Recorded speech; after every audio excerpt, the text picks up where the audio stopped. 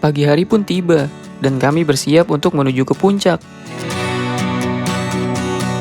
Sebelumnya, kami mempersiapkan bekal dulu untuk cadangan makanan ketika sampai di puncak.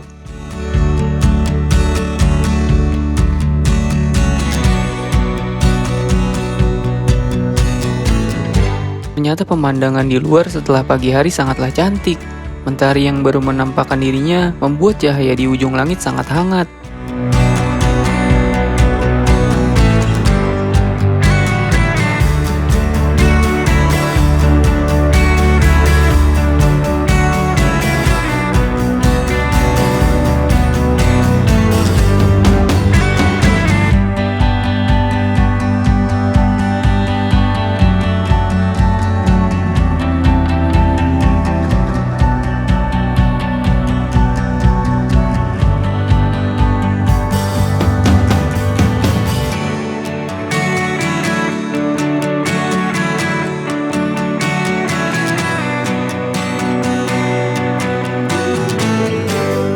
Kami pun bergegas menuju puncak. Sekitar pukul 7.00 kami mulai summit.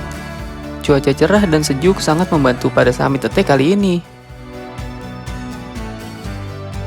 Trek menuju puncak cukup menanjak dengan kontur tanah yang sedikit berbatu.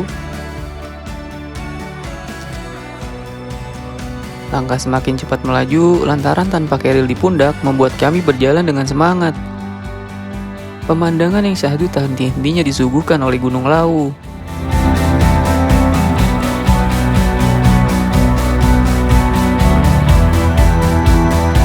Sekitar 30 menit perjalanan, akhirnya kami tiba di puncak Gunung Lawu, Puncak Hargodumilah.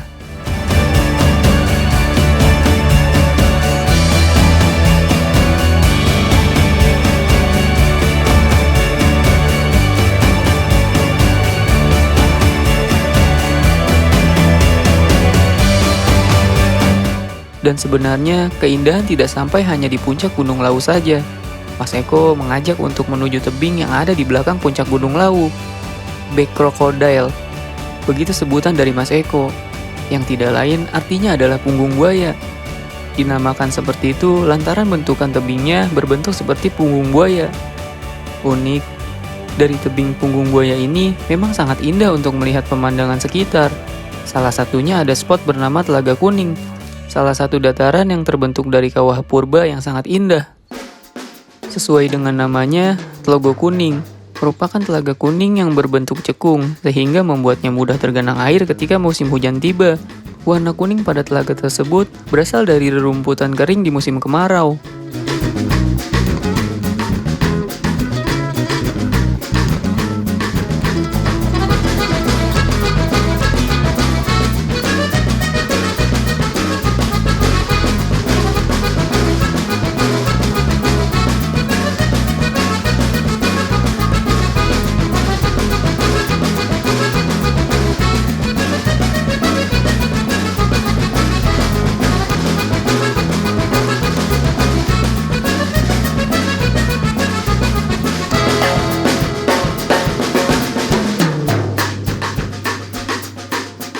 Setelah menikmati keindahan di puncak Lawu, kami bergegas untuk turun, dan Mas Eko mengajak saya ke salah satu situs yang memang terkenal di Gunung Lawu.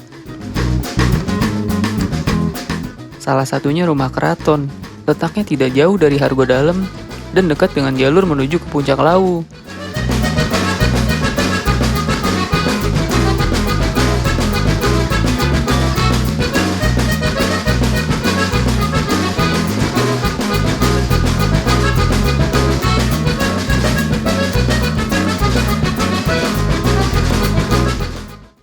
Di rumah keraton yang punya dari Keraton Kasunanan atau Mangkunegaran Solo.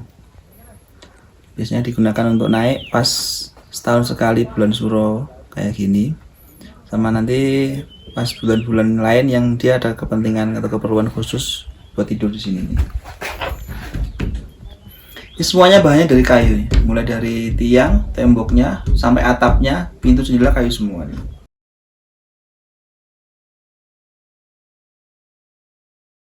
Usianya udah puluhan tahun.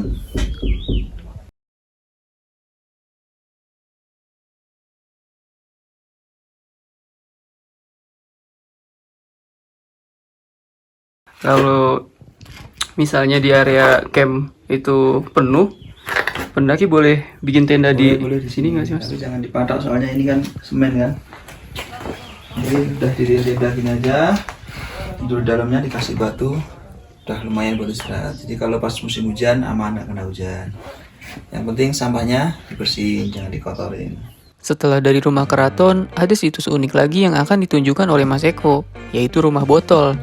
Rumah botol ini adalah memang rumah yang dindingnya dibangun dengan tumpukan botol bekas. Bentuknya sederhana dan memiliki kesan estetika sendiri. Letaknya tepat di belakang bangunan Hargo Dalem atau di dekat bedeng tempat kami bermalam.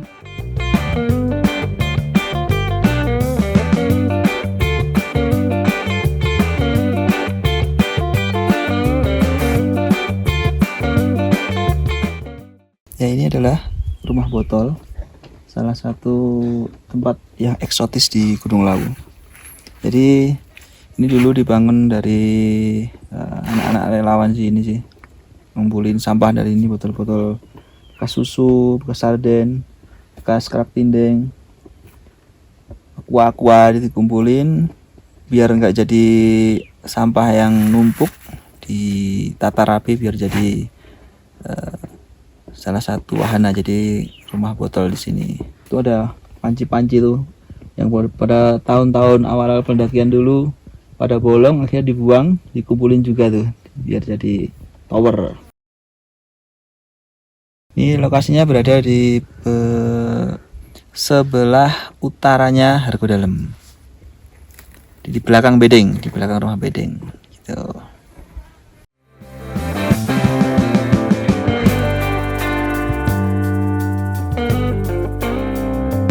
Setelahnya, kami kembali ke bedeng dan segera sarapan untuk mengisi tenaga sebelum perjalanan turun.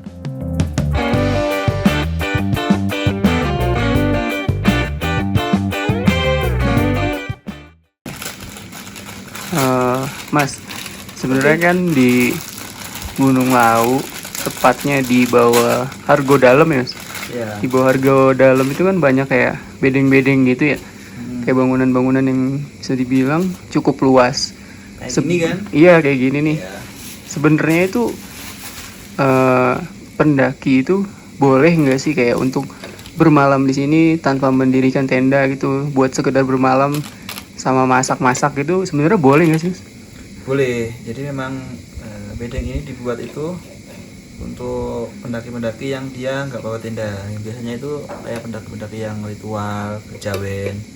Mereka kan pendaki-pendaki lama, pendaki-pendaki tua, yang mereka rata-rata jarang bawa tenda dan jarang mengenal alat-alat pendakian yang modern kayak gini. Jadi biasanya mereka cuma bawa sarung, bawa tas kecil. Karena mereka alatnya nggak lengkap, daripada nanti mereka kedinginan, akhirnya dulu dibikinkan bedeng-bedeng ini biar nanti mereka bisa istirahat, bisa tidur di sini aman, nggak kedinginan. Dan pendaki lain pun boleh, selama bedengnya kosong silahkan masuk, tidur di sini, masak-masak di sini. Yang penting sampahnya bawa turun, jangan dikotori, jangan dirusak, jangan dicoret-coret, jangan ditempeli stiker ya. Tuh, misalkan ada yang kedinginan ya silahkan masuk, tidur, dimanfaatnya sebaik-baiknya. Jadi intinya pendaki boleh-boleh aja ya Mas, maksudnya bermalam di dalam bedeng ini gitu, yang penting jaga kebersihan. Ya. Cuman nggak boleh bikin tenda ya di dalam. Boleh, kalau udah bikin tenda ya tendanya di luar. Di luar. Nanti kalau yang lain mau istirahat, kepenuhan tenda kan jadi gimana? Nah, itu dia. Oke. Ya.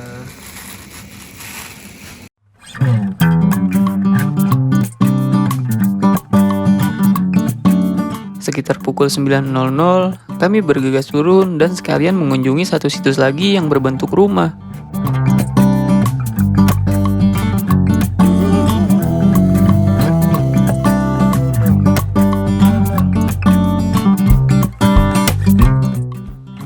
Yang biasa disebut rumah Kiki.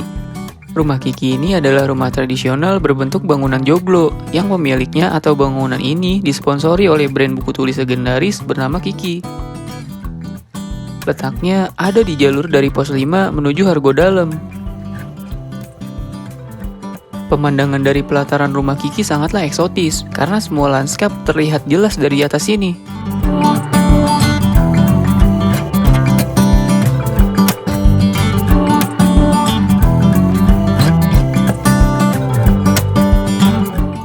Ya, ini adalah rumah Kiki atau kadang disebut Villa Kiki. Jadi ini yang punya pabrik buku Kiki, atau kalau nggak salah itu Sinar Dunia kalau nggak salah ya, yang kita pakai sewaktu masih sekolah. Jadi dia dikasih izin sama perhutani. Dia dulu jadi sponsor untuk yang bangun Tugu Puncak Lawu sana dan beberapa situs-situs yang ada di sekitar sini. Biasanya digunakan untuk para pejabat-pejabat, atau biasanya kayak rombongan dari Polres, Polda, dari Kopassus untuk menginap di sini. Jadi ini dikunci dan hanya boleh masuk atau menggunakan villa ini kalau mendapatkan izin dari juru kunci atau pemiliknya gitu. Ini hampir sama bentuknya dengan rumah keraton yang ada di sebelahnya Argo Dalam, cuman ini tidak kayu semua, jadi atapnya ini dari galvalum. Cuman modelnya tetap sama seperti model rumah joglo pada umumnya, ciri khas Jawa Tengah gitu. Kalau sekedar mau foto-foto atau mau neduh sini pas hujan boleh. Misalkan hujan mau hindari teras ini atau di sebelah situ bisa. Tapi ya itu nggak bisa dipatok soalnya ini keramik sama cor gitu. Oke.